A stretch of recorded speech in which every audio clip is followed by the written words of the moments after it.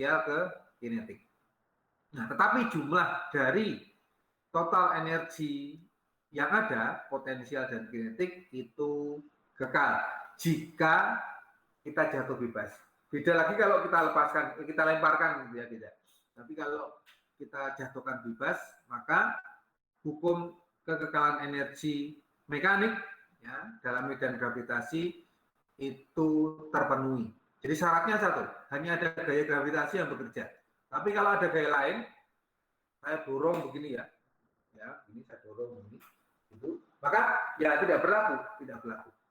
Nah, itu dulu di kelas berapa ya? 10 atau 11 itu ya, yang berkaitan dengan itu. Nah, saya ingin tanya ke satu orang, si siapa ya? Cowok dulu aja lah, si Laurentius. Halo, Laurentius. Iya, Pak. Oke. Persamaan matematis atau rumus yang bisa kamu ingat tentang hukum kekekalan energi mekanik dalam medan gravitasi. Yang hari ini kita akan bahas kan, yaitu medan listrik. Tapi kalau yang dulu pernah kamu pelajari adalah hukum kekekalan energi mekanik dalam medan gravitasi. Coba, Laurentius. Contoh konkret tadi. Persamaannya apa? Agak panjang sih persamaannya. Kalau dasarnya EM1 sama dengan EM2. Nah, EM itu apa tadi? Ya, kemudian kamu jabarkan manjang itu. Ya, silahkan. Masih ingat enggak, Laurentius?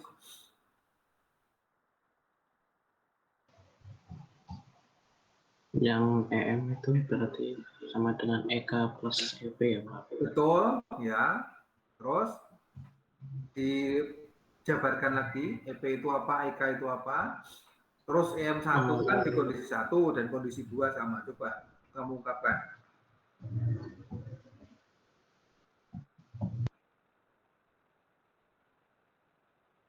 Jadi di kondisi 1 dan kondisi 2, di ketinggian 1H1 dan ketinggian 2, itu EM-nya sama. Ya. Ketinggiannya beda, tapi kecepatannya juga beda kan gitu. Kecepatannya juga beda. Nah, maka total energi itu kekal, energi mekaniknya. Yo, silakan Laurentius, dinyatakan dalam persamaan yang panjang sih persamaannya. Berarti yang EP sama EK tadi dijabarkan. Dijabarkan EP itu apa, EK itu apa, kemudian ada posisi 1 dan posisi 2 gitu ya, atau keadaan 1 dan keadaan 2. Silakan. Kalau untuk EP itu Q kali V.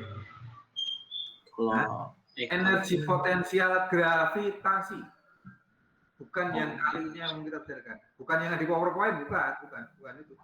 Yang di kelas 10 dan kelas 11 dulu. Nah, saya mengingatkan lagi. Ya.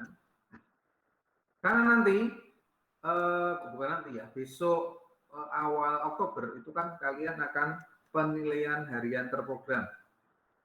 Nah, ulangannya atau soalnya itu diharapkan oleh kurikulum itu mengacu pada materi kelas 10, 11, dan 12. Nah, kelas 10 itu 20%, kelas 11 itu 30%, kelas 12 itu 50%, begitu katanya. Ya, maka ya saya hanya mengingatkan lagi konsep-konsep di kelas 10 dan 11 karena nanti akan penilaian hariannya akan mengacu pada persentase itu ya.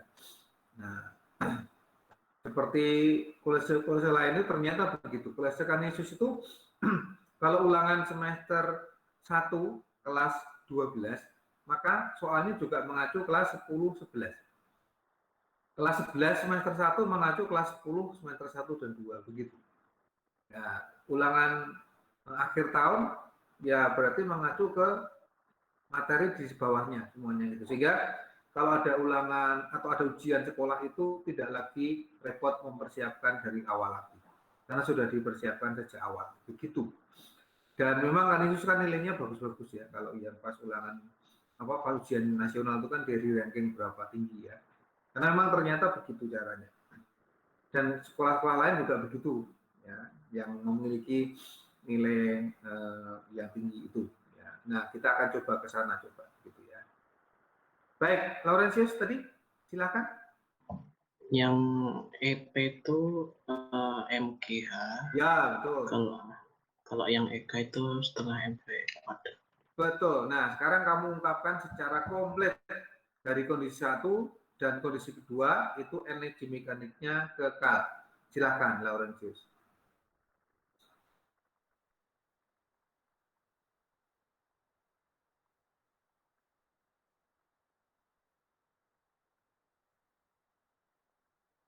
Halo?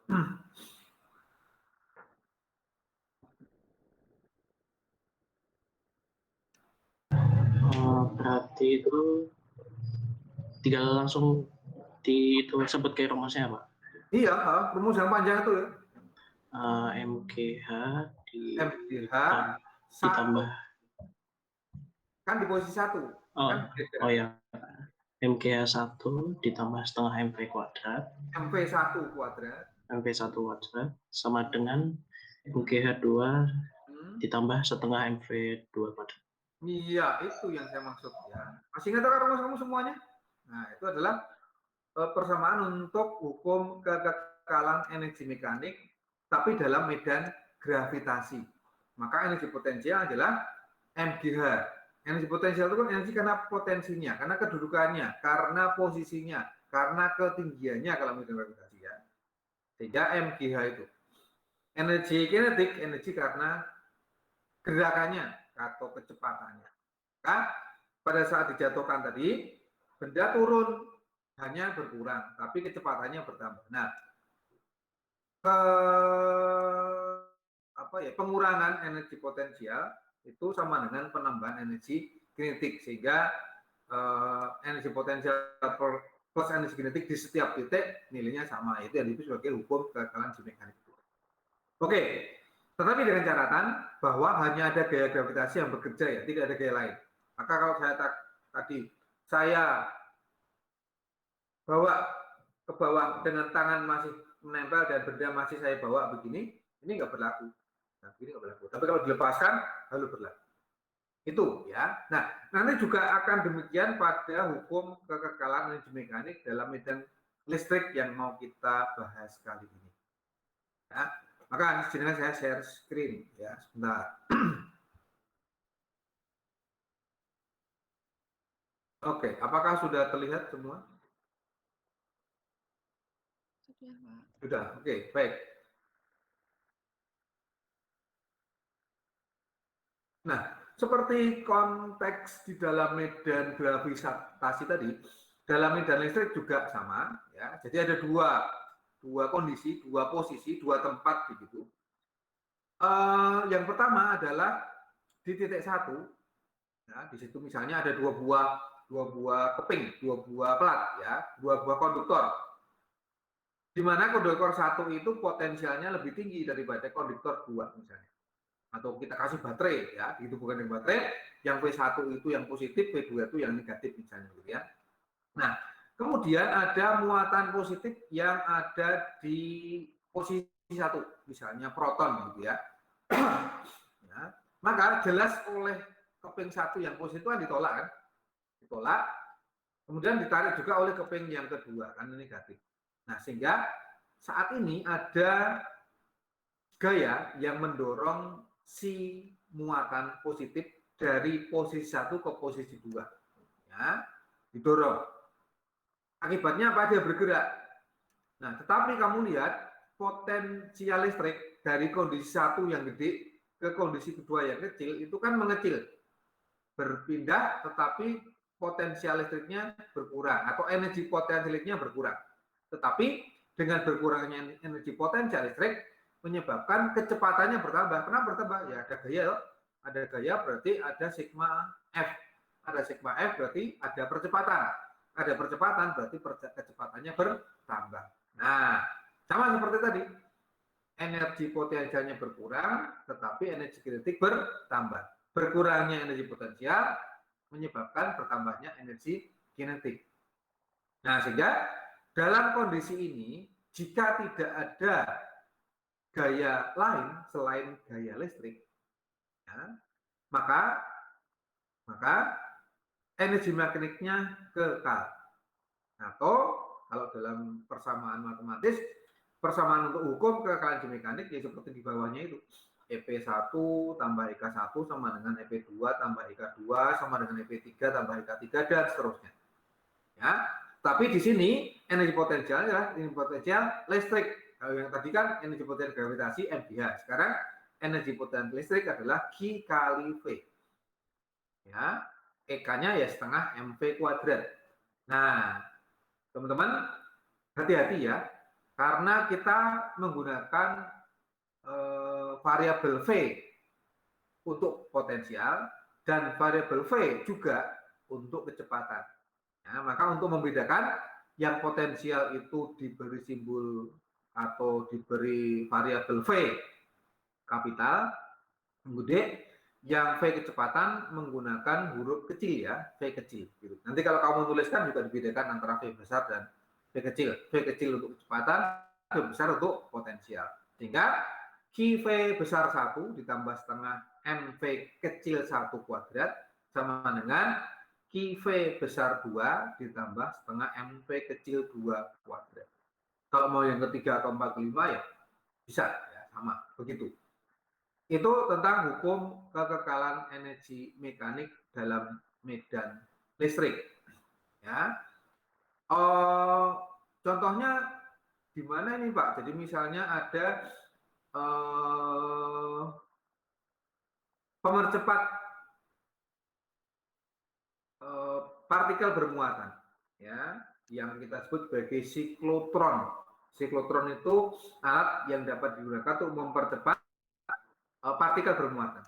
Nah, kenapa dipercepat? Supaya kecepatan tertentu, sehingga nanti kalau misalnya dalam reaksi inti misalnya, atau dalam pembuatan sinar X misalnya, atau dalam penggunaan diffraksi berat untuk menganalisis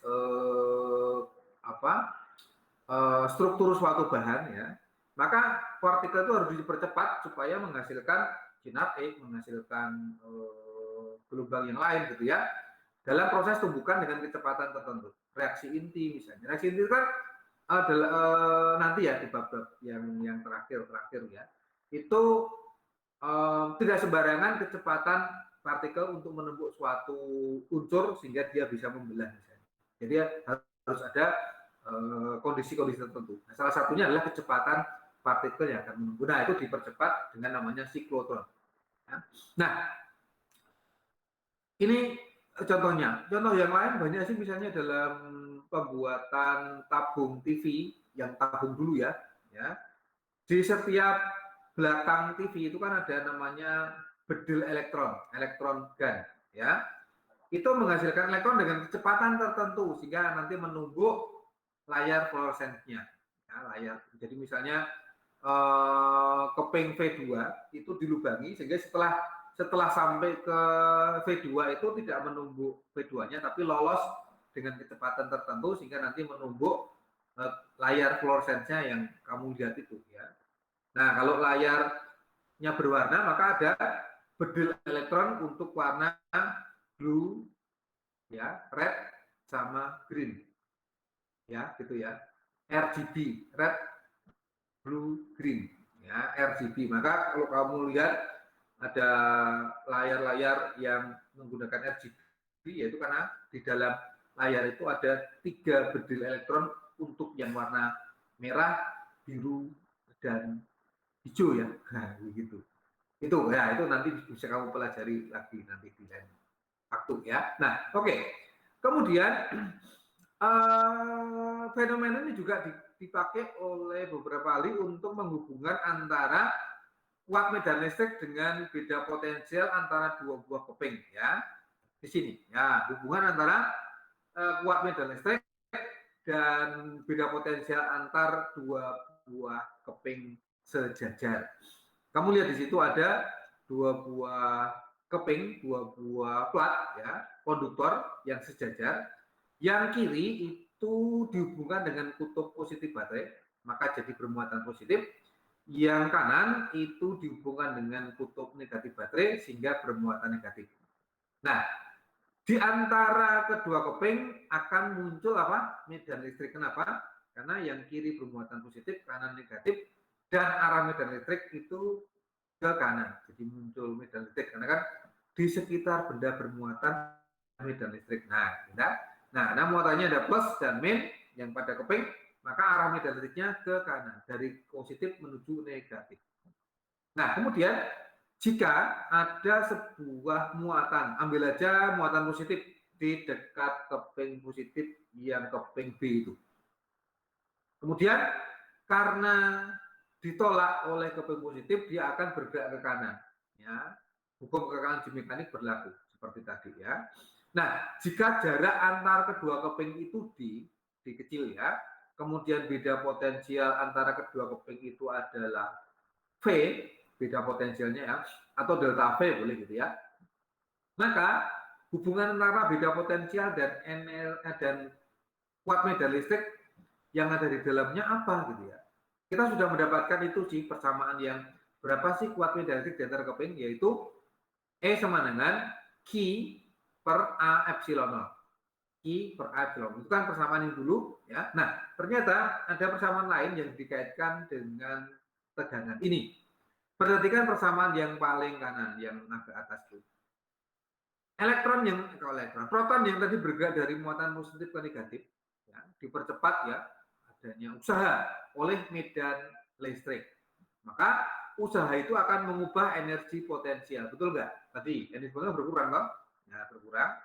Ya. Maka usaha yang dilakukan oleh medan listrik itu mengubah energi potensialnya. W itu usaha sama dengan perubahan energi potensial Q kali V. V-nya di sini tadi adalah beda potensial ya. Beda potensial. Saya harusnya nulis pakai delta V lebih cepat, lebih bagus ya. Tapi ya apa? Maksudnya V itu beda potensial antara kedua kepingnya atau V baterai gitu ya. Nah, W itu adalah F kali S. Usaha adalah gaya dikalikan perpindahan. Nah, perpindahannya sejauh mana proton itu? Ya D itu jarak antar keping kan dari keping B ke keping A. Ya, sehingga jaraknya ya D. Perpindahannya ya D gitu ya, maka F dikalikan D. Nah, kali ini kita boleh menggunakan persamaan itu dalam menentukan usaha. Kenapa? Karena gaya yang terjadi dalam ruang di antara kedua keping itu nilainya tetap karena kuat medan listrik di dalam dua keping itu ternyata homogen. Setelah diteliti oleh para ahli, ternyata homogen, serba sama. Di luar itu maka tidak ada medan listriknya, sehingga kuat medan listrik yang ada di dalam keping jejar itu homogen. Kalau homogen berarti gayanya serba sama. Dimanapun tempatnya memiliki gaya yang sama. Nah, karena gayanya itu serba sama atau tetap gitu ya, selama bergerak dari B ke A, maka kita boleh menggunakan persamaan W sama dengan F kali S. Kalau tidak tetap, sama seperti kemarin kan, kita menggunakan integral. Tapi kini tidak, karena kondisi di dalam keping itu medan listriknya serba sama tadi. Sehingga F kali D sama dengan Q kali V. V-nya itu delta V juga boleh ya. Nah, F-nya itu E kali Q. Ya, E kali Q. F-nya. Berarti E kali Q dikalikan D sama dengan Q kali V atau delta V. Nah, Q-nya dicoret, maka E kali D sama dengan delta V. Maka bawahnya itu delta V sama dengan E kali D. Nah, itulah hubungan yang bisa kita dapatkan dari kuat medan listrik dan potensial beda potensial antara dua buah keping sejajar yang ada seperti itu ya, berarti E sama dengan V per D. Maka satuan E yang sama dengan V per D itu kalau dulu dalam satuan Newton per Coulomb, ada juga satuan yang lain yaitu apa? Watt per meter. Selain kuat medan listrik itu adalah Newton per Coulomb, bisa juga dalam satuan watt per meter. Ya, watt per meter. Itu kuat medan listrik di antara keping. Nah, contohnya seperti apa Pak? Contoh kuat medan listrik di antara keping ini.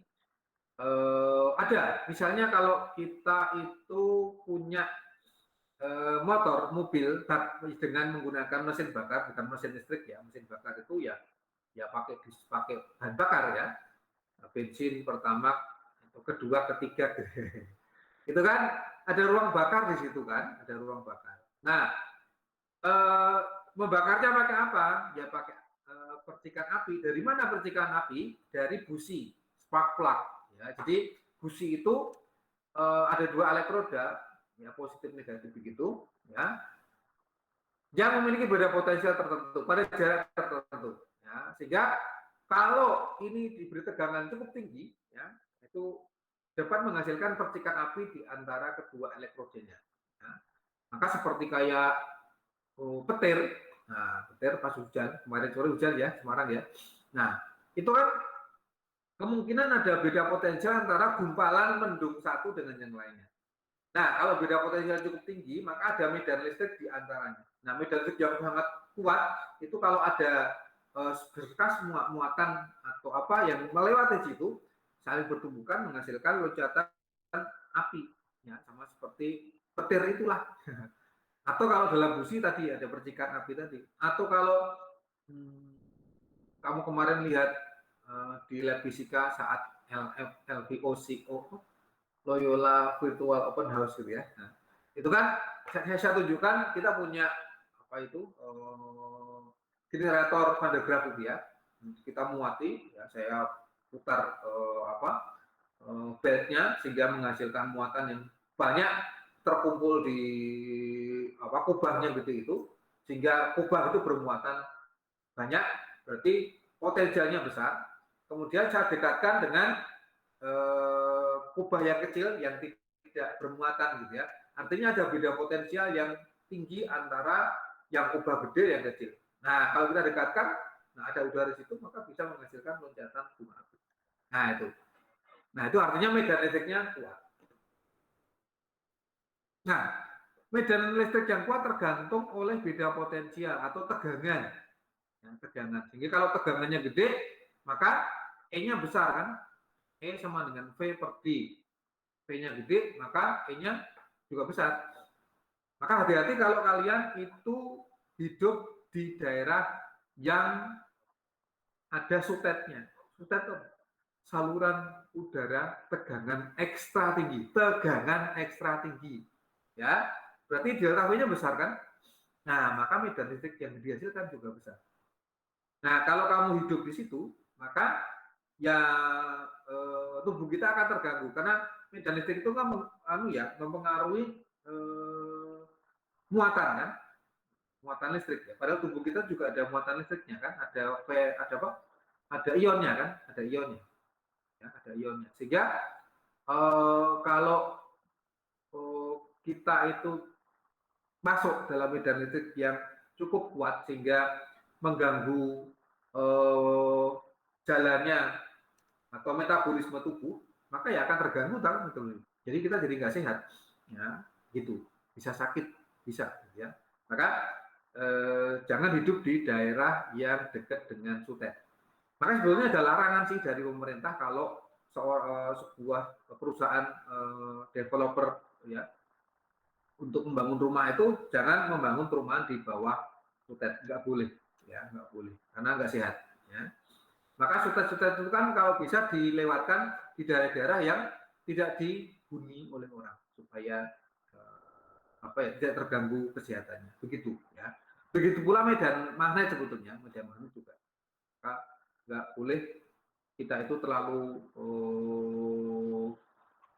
lama mendapatkan medan magnet pada tubuh kita, ya, akan terganggu. Oke, itu kemudian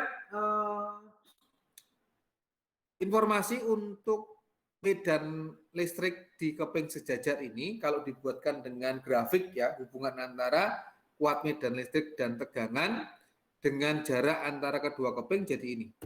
Nah, medan listrik di antara keping itu homogen. Maka pada saat dia di dalam keping, medan listriknya tetap konstan, ya begitu. Di luar tidak ada. Ya. Kemudian kalau tegangan atau potensial di antara keping ya kecil sampai ke besar, ya begitu grafiknya. Terus kalau untuk yang bola konduktor berongga, medan listrik dalam bola 0. Ini sudah kita hitung ya kemarin ya. Nah, jadi kita buktikan di dalam bola 0. Di luar bola menurut persamaan Coulomb, kaki per R kuadrat. Kalau tegangan di dalam bola nilainya tetap serba sama, maka dikatakan ruang ekipotensial atau bidang ekipotensial. Itu kalau suatu bidang. Kalau ruang ya ruang ekipotensial. Maksudnya apa? Ruang atau bidang di mana di setiap titik pada bidang atau ruang itu memiliki potensi listrik yang sama. Sehingga kalau kita menempatkan muatan di situ ya tidak akan gerak kemana-mana, ya, karena muatan itu kan bergerak kalau ada beda potensial. Jadi kalau dalam bola itu bola berunggah ya tidak ada beda potensial ya nggak akan gerak, ya, begitu. Ya. Bidang atau ruang ekipotensial. Ya. Oke, ini besok aja. Ya. Nah, sampai sini teman-teman, kita hari ini akan bahas hanya ini saja. Kita bahas ini saja, sambil nanti latihan soal, ya kaitannya dengan kuat medan listrik, kaitannya dengan beda potensial, E sama dengan V per D atau V sama dengan E kali D. Kemudian hukum kekalahan mekanik ini aja yang mau kita bahas. Ya. Sampai sini ada pertanyaan kah? Halo semuanya, bisa menangkap? Halo? Halo semuanya? Lumayan, Pak.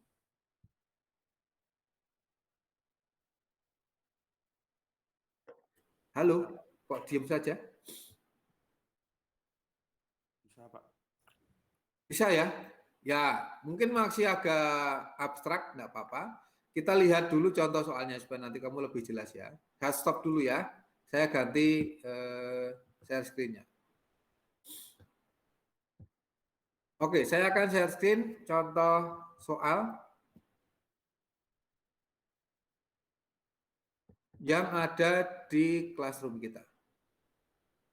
Oke, silakan mau kita lihat.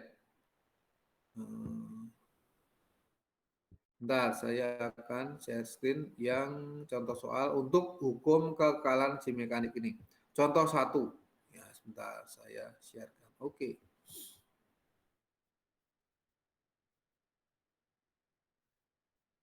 Nah, ini dia.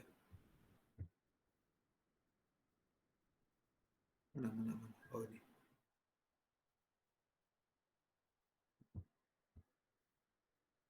Oke, saya share ya.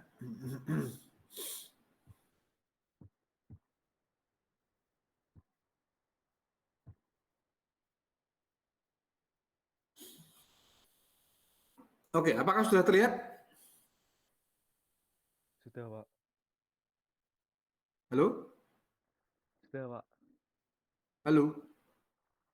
Ya, Pak. Sudah, Pak. Halo, apakah sudah terlihat semuanya? Halo? Ya, Pak. Ya, Pak.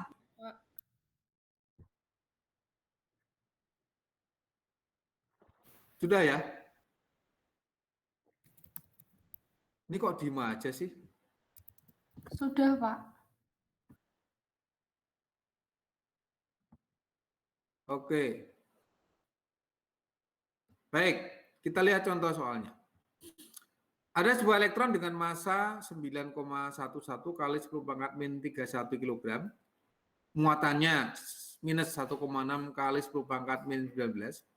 Lepas dari katode. Katode itu elektrode yang negatif menuju ke anode. Anode itu elektrode yang positif. Yang jaraknya 2 cm. Ya, kamu bayangkan aja kayak plat atau lempeng ya, atau keping ya.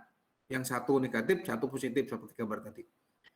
Jika kecepatan awal elektron 0, jadi mula-mula di katode itu 0, dan beda potensial antara anode dan katode itu 200 volt, maka elektron akan sampai di anode dengan kecepatan berapa? Ya, jadi menumbuk anode itu dengan kecepatan berapa? Begitu. Maka diketahui di situ ada massa elektron, muatan elektron, kemudian kecepatan awalnya, kemudian beda potensial antar keping, ditanyakan kecepatan saat menumbuk keping yang kedua. Saat menumbuk keping anode berapa gitu ya. Nah, dengan menggunakan hukum kekerasan mekanik kamu bisa lihat ya, bahwa kecepatan itu bisa dirumuskan dengan itu, rumus akar 2Q delta V per M. Dari mana itu? Ya dari hukum kekerasan energi mekaniknya itu.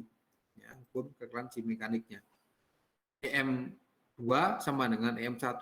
EK2 plus EP2 sama dengan EK1 plus EP1 dan seterusnya itu. Sehingga di V1 kecepatan itu 0 ya, di sini 0. Ya, di bagian ini kan 0 ya, di V1-nya 0. Nah, sehingga setengah MV2 kuadrat sama dengan Q kali V1 min V2. Nah, V1 min V2 kan delta V. Maka jadilah V sama dengan akar dari 2Q delta V per M. Jadi ini. Nah, kemudian tinggal dimasukkan aja angkanya. P sama dengan akar 2 kali Q-nya itu 1,6 kali pangkat min 19 kali 200 ya, dibagi masanya. Hasilnya sekitar berapa itu? 8, berapa. Nah, ini jawabannya adalah B. Misalnya begitu. Ya. Jelas teman-teman untuk yang contoh untuk hukum kekerasan mekanik? Halo? Jelas ya? Ya, bisa kamu baca lagi di sana nanti.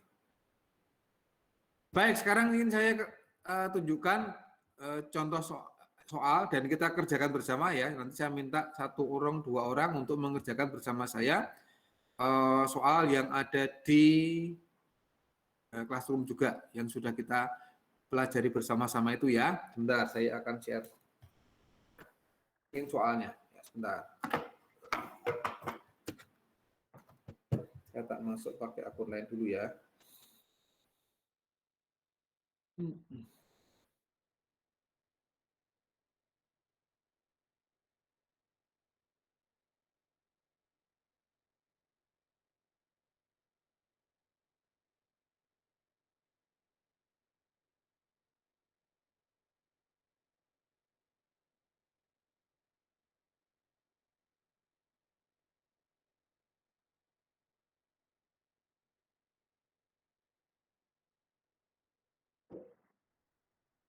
Oke, sudah terlihat ya.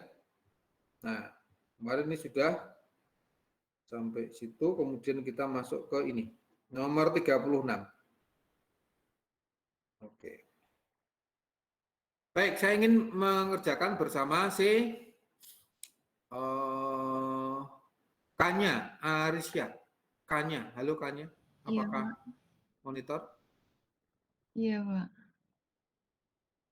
Halo? Halo? Suaramu kok tidak kedengaran? Halo? Oh, sebentar. Oh, ternyata mic saya yang mati. Speaker saya yang mati. Ya. Oke, silakan. Iya, Ternyata, halo, Pak. oke, ya. Baik. Bola kecil, nomor 36 ya, bola kecil bermasa 0,2 gram diberi muatan 60 mikrokulom. Ya, perhatikan di situ ada bola di ujung tali, ya, digantungkan dengan tali di antara 2 plat sejajar bermuatan sama besar. Jadi ada tali yang ujungnya bola, masanya 0,2 gram, muatannya 60 mikrokulom. Nah, masuk dalam 2 buah keping bermuatan nih, yang kiri negatif, yang kanan positif. Kemudian jarak antaranya keping itu 40 cm, di kecilnya 40 cm ya. Jika tali membentuk sudut alfa dengan vertikal, jadi pada saat dimasukkan ke dalam kedua keping ini, maka keseimbangannya seperti ini. Ya, dengan sudut yang dibuat oleh tali dengan arah vertikal adalah alfa. Oke, pertanyaan pertama untuk si Kanya tadi ya. Kira-kira kalau tidak ada medan listrik, jadi saat belum dimasukkan ke dalam ruang antara 2 keping ini, maka kondisi seimbang si tali itu seperti apa ya? Tanya ya. Halo? Saat si tali beserta bola kecil ini belum berada di antara kedua keping ini, maka kondisi seimbangnya seperti apa? Halo, Kanya.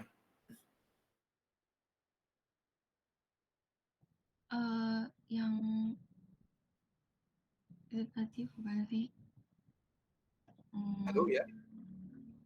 P0. Posisinya tali ini, tali plus bola, saat belum dimasukkan ke dalam ruang antara kedua keping ini, posisi keseimbangan talinya seperti apa? Kalau ini kan miring, ya, saat dimasukkan ke dalam medan listrik ini, ruang di antara kedua keping jadi miring dengan kemiringan alfa. Tapi saat belum dimasukkan dalam medan listrik, maka kondisi seimbangnya, halo lurus. ya, di tengah, Iya. vertikal gitu ya, lurus ke bawah gitu ya, betul? Oke, iya betul. Jadi pada saat belum dimasukkan dalam medan listrik, maka kondisinya tali itu vertikal, ya. Nah, begitu masuk ke dalam ini, maka miring. Nah, pada saat vertikal tadi coba kannya, itu keseimbangannya antara apa dengan apa ya? Halo? Pada saat vertikal tadi, ya, tanpa medan listrik, dia kan vertikal, lurus saja. Maka itu seimbang. Ya, seimbangnya antara apa dengan apa ya? Gaya apa dengan gaya apa ya? Tanya.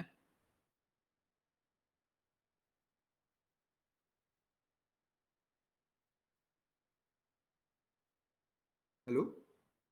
Seimbangan antara apa dengan apa? Saat belum ada medan listrik, masih kondisi seimbangnya vertikal, lurus ke bawah. Itu seimbang antara apa dengan apa? Gaya gravitasi Gaya sama gravitasi tegangan. dan tegangan tali. Betul. Oke, kita simpan dulu ya pada saat tidak ada medan listrik, maka seimbangnya antara gaya tegangan tali T dan gaya berat. Oke. Nah, kemudian saya bertanya ke orang lain. Makasih kannya. Nah, sekarang ke Go Krista. Halo Go Krista. Mendengar suara saya? Ya, Pak. Monitor. Oke, baik. Go Krista. Nah, pada saat sudah dimasukkan dalam medan listrik, ini terjadi peristiwa yang menyebabkan keseimbangannya tidak vertikal, tapi miring ke kiri. Ya, berarti ada gaya yang menyebabkan si tali dan bola ini miring ke kiri. Gaya apa itu berarti ya? Kalau dia dimasukkan dalam medan listrik, bolanya bermuatan, maka ada gaya yang menyebabkan dia ke kiri. Gaya apa itu? Magnet, Pak. Kok ya magnet toh? Dia berada di medan listrik. Dia bermuatan listrik, maka dia mengalami gaya. Gaya apa?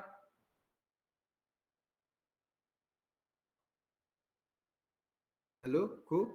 Selama ini kita pelajari gaya apa? Listrik statis. Nah, gaya elektrostatis, gaya listrik statis ke kiri. Ya, karena ada medan listrik yang disebabkan oleh dua buah keping sejajar yang bermuatan ini. Nah, pertanyaannya, berapa sih beda potensial antara kedua keping ini sehingga menyebabkan dia seimbangnya dengan sudut alfa ini? Oke, baik. Kita akan mulai menjawabnya. Tadi kan baru konsepnya. Oh, ini berarti ada gaya yang ke kiri. Baik, kita kerjakan bersama ya. Saya ingin lagi tadi Go Krista ya. Sekarang ke Shannon. Halo Shannon. Halo. Oke, baik. Tadi ada gaya yang sudah dijawab oleh siapa tadi ya? Si pertama kali tadi, Kanya ya, bahwa pada saat dia seimbang ada gaya berat dan gaya apa tadi? Tegangan tali. Tegangan tali. Kemudian setelah masuk dalam medan listrik ada gaya tambahan. Dijawab oleh si Go Krista tadi, gaya elektrostatik. Maka saat ini ada berapa gaya yang bekerja? Coba. 3.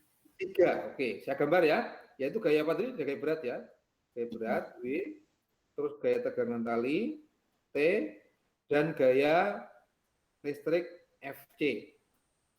FC ini sama dengan apa ini? Kalau dikatakan dengan kuat medan listrik, E yang dimiliki oleh dua keping ini. Shannon, FC sama dengan hubungannya dengan E. Jadi di sini adikan medan listrik ya. E. FC sama dengan hubungannya dengan E apa, Shannon?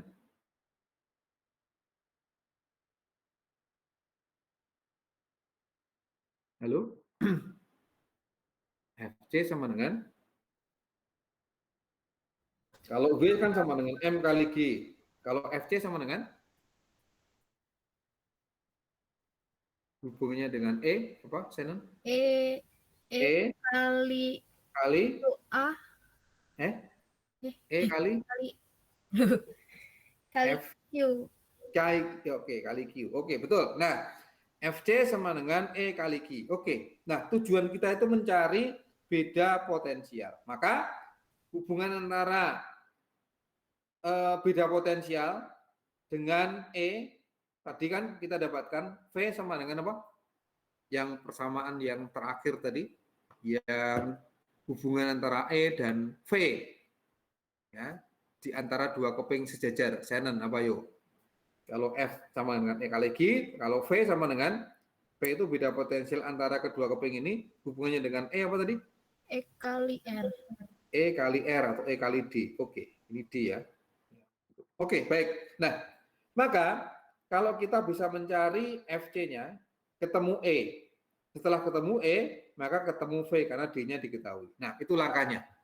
Maka, baik, dari data yang dimiliki oleh si bola ini, dia punya FC ke kiri yang sama dengan E kali G, punya berat ke bawah yang sama dengan W sama dengan M kali G. Maka kira-kira cara apa yang bisa kita gunakan cepat supaya kita bisa menentukan FC-nya, hubungan antara W dan FC ini. Oke.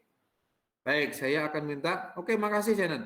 Nah, saya minta si siapa ya? Si Joseph Immanuel. Halo, Joseph Immanuel. Monitor Joseph Immanuel.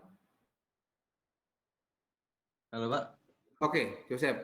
Joseph itu kalau mengerjakan soal kok mesti terlambat. Halo, kenapa? Bahkan ada yang kemarin belum terkirim ya? Udah, Pak. Udah, Pak? Udah. Tapi masih terlambat ya kamu ya? Sama si Jovi ya. Jovi itu juga beberapa kali ini mesti terlambat. Ya, 2 orang ini. Ya, tolong ya, kalau ada tugas tolong diselesaikan cepat. Oke, Joseph. Nah, di sini ada FC dan W dan T. Artinya ada 3 gaya yang terlibat dalam keseimbangan. Ya, kita akan mencari FC-nya, diketahui W. Maka kira-kira apa yang bisa kita lakukan ya, Joseph ya? 3 gaya ini, T, FC, dan W itu seimbang. Ya, maka kita ingat tentang syarat keseimbangan di kelas 10 kalau tidak salah. Ya. Kelas 10. Ya. Maka 3 gaya ini, FC, W, dan T seimbang. Ya. Maka supaya kita bisa menyelesaikan, kita mau mencari FC dulu langkahnya. Ya. W-nya diketahui, M-nya diketahui, G-nya diketahui, maka W-nya ketemu, FC-nya mungkin bisa kita cari. Ya. Tapi dengan cara yang cepat, kira-kira apa yang bisa kita lakukan ya? Diuraiin dulu, Pak, kayaknya, Pak. Diuraikan. Yang diuraikan yang mana? Yang T. T. Oke. Baik. T diuraikan menjadi T yang ke sin kanan sama T cos. ya, TX, yang ke atas TY gitu ya. Oke. TX sama dengan, kalau ini alfa berarti ini alfa juga ya. Nah, yang TY itu T cos apa T sin? T sin kalau nggak salah, Pak. T sin, bener nggak, Pak? Salah dong. Karena alfanya di sini. TY itu kan sampingnya. Kalau saya gambar segitiganya kan ini jadinya ya. Joseph ya. Ini kan. Ini adalah yang TY, ini adalah yang TX, ini adalah alfa. Kan gitu kan ya? Ini adalah yang T-nya. Maka TY per T itu kan sama dengan cos apa sin? Joseph. TY per T. Samping toh dibagi miring. TY Cos berarti, Pak. Maka TY per T sama dengan cos alfa. Maka TY sama dengan T cos alfa. Berarti TX sama dengan T sin alfa. Oke, begitu ya. Baik. Nah, kemudian kalau sudah diuraikan, terus seperti apa ya langkah yang dilakukan? Bentar. Berarti sigma F X sama dengan berapa? Kalau dia seimbang? TX. TX Berarti sama Sigma dengan F. T sin alfa. Oh iya, tapi sama dengan apa ini? Supaya ini kan keseimbangan. Sigma efek sama dengan TX min. TX min. Halo, Joseph. Halo, Pak. Sigma efek itu syaratnya supaya seimbang apa? Saya kan sigma efek untuk seimbang itu sigma efek sama dengan 0 kan? Halo, Joseph. Oh iya, Pak. Ya. Oke, berarti sigma efek isinya apa itu? Yang ke FC. kanan positif yaitu FTX, yang ke kiri negatif yaitu FC kalau enggak. FC, min FC ya, sama dengan 0. Maka boleh kita buat persamaan TX itu TX itu T sin alfa ya kan? Sama dengan FC ya. Gitu. Nah, syarat berikutnya sigma FY sama dengan 0 juga. Maka yang FY apa itu, Yosef? Halo? Enggak kelihatan, Pak. Udah kelihatan? Sebentar, saya perbesar ya.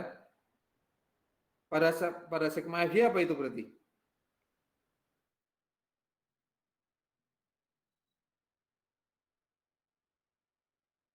Yang ke atas positif, yang ke bawah negatif toh. Berarti apa? Oh, sama dengan W, Pak.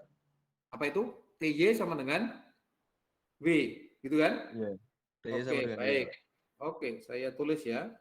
Berarti TY min W sama dengan 0. Berarti T cos tadi ya, alfa sama dengan W. Oke. Baik, kita punya dua persamaan. Maka kalau kita masukkan berarti gini. T sin alfa per T cos alfa sama dengan FC per W. Begitu ya, siap ya? Iya, Pak. Oke. T-nya dicoret. Sin per cos itu apa?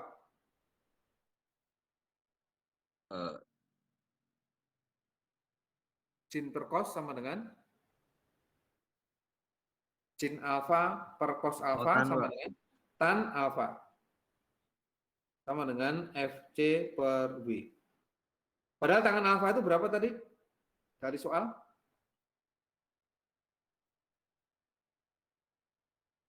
Tangan alfanya adalah 3/4. Ya kan? Iya. Nah, maka ini saya ganti dengan 3/4.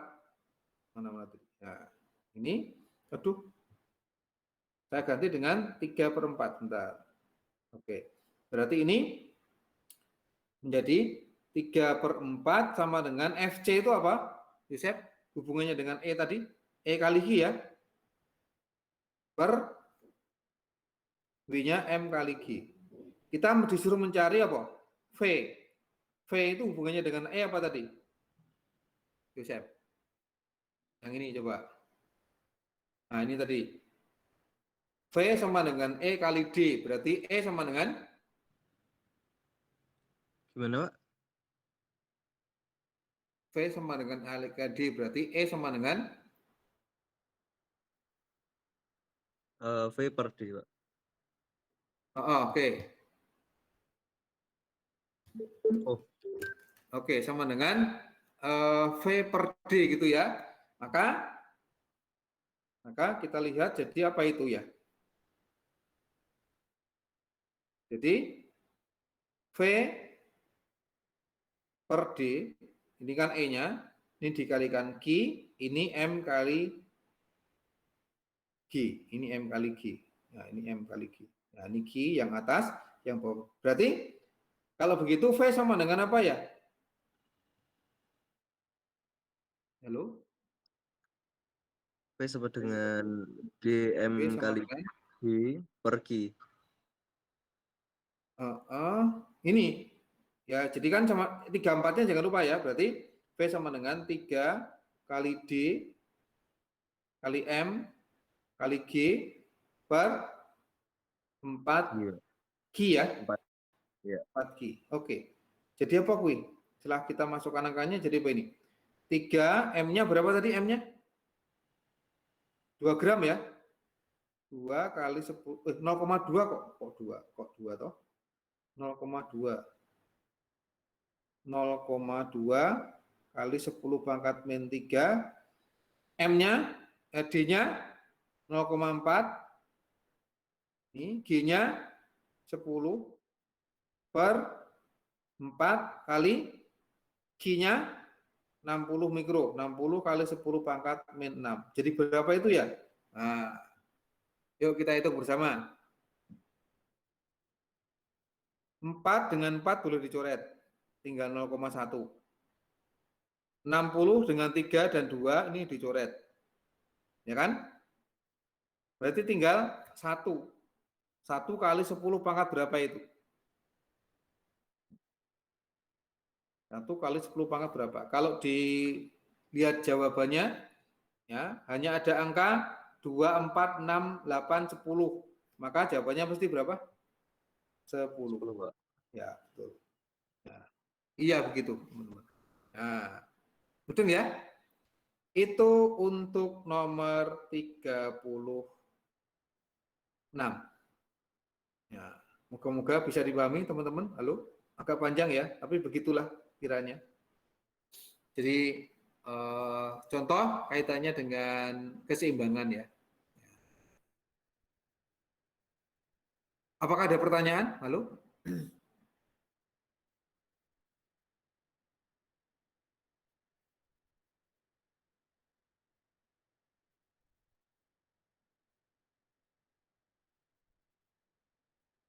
Kalau tidak, kita lanjut nomor 37.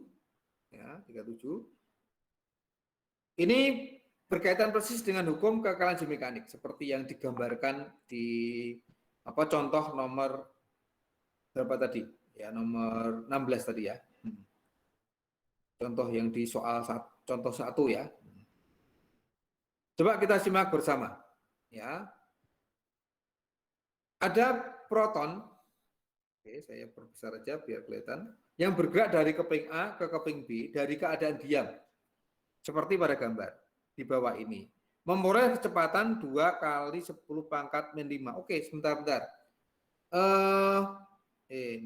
Ini bukan 10 pangkat min 5 ya, saya ralat ya, karena setelah saya hitung ternyata itu tidak bisa. Ini harusnya jadi pangkat plus ya, pangkat plus 5. Nah, gitu ya. Ya.